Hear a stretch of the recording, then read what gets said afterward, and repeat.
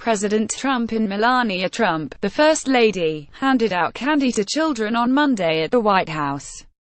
Tom Brenner, The New York Times, Washington. President Trump on Tuesday tried to diminish the significance of a former foreign policy advisor who during last year's presidential campaign sought to meet with Russians offering dirt on Hillary Clinton based on purloined emails months before the first Democratic messages became public.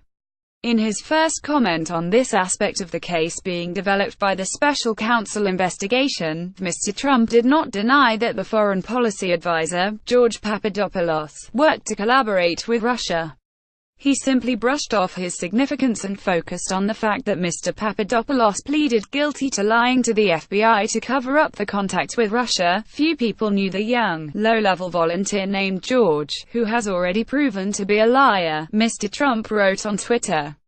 As for the indictment of his former campaign chairman, Paul Manafort, the president repeated that the crimes alleged took place outside the context of the election contest. The fake news is working overtime.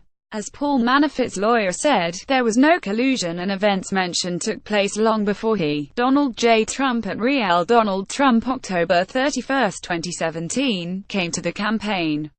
Few people knew the young, low-level volunteer named George, who has already proven to be a liar.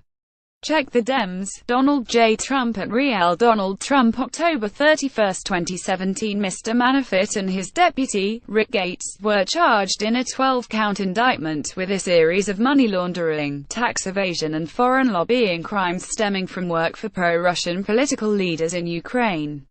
While the crimes alleged began years before Mr. Trump's campaign, the indictment asserted that Mr. Manafort's scheme to defraud continued through last year until early this year. Follow Peter Baker on Twitter at PeterBakerNeat.